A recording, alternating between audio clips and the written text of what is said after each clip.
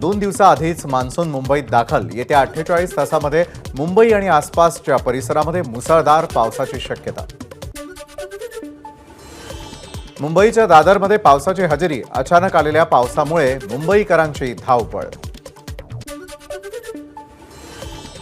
विदर्भात वादळी वाऱ्यांसह पावसाची शक्यता. संपूर्ण विदर्भाला येलो अलर्ट. दिवसभराच्या ब्रेकनंतर पुण्यामध्ये मुसळधार पाऊस. Deccan, Ghole road, law college road, SB road परिसरात पावसाचा जोर वाढला. सिंधुदुर्गात गेल्या 24 तासात 121 मिलीमीटर पावसाची नोंद. कुडाळ तालुक्यामध्ये सर्वाधिक 187 मिलीमीटर पाऊस. जिल्ह्यासाठी पावसाचा रेड अलर्ट जारी. रायगड जिल्ह्यामध्ये गेल्या 24 तासात 196.7 मिलीमीटर पावसाची नोंद. म्हसळा तालुक्यामध्ये सर्वाधिक 235.7 मिलीमीटर पाऊस. समुद्र किनाऱ्यावरील गावांना सतर्कतेचा इशारा. परभणी जिल्ह्यामध्ये विजांच्या कडकडाटासह जोरदार पावसाची हजेरी. पिंपळगाव परिसरामध्ये वादळी वाऱ्यामुळे झाडं कोसळली. उकाड्यापासून नागरिकांना दिलासा. धाराशिव जिल्ह्यामध्ये मुसळधार पावसाची हजेरी.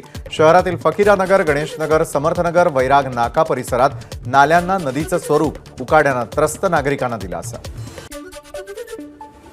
धाराशिव शहरासह जिल्ह्यामध्ये मुसळधार पावसाची हजेरी. शहरातील फकीरानगर भागातील लोकांच्या घरात पाणी शिरल्यानं अनेकांचे संसार उपयोगी साहित्याचं नुकसान.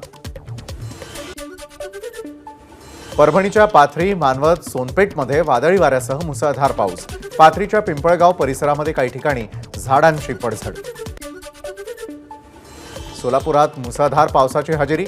सखल भागात पाणी साचल्यामुळे नागरिकांची तारांबळ.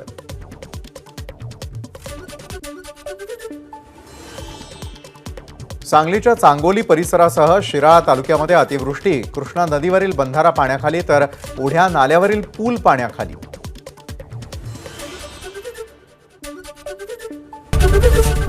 एबीपी माझा, उघडा डोळे बघा नीट.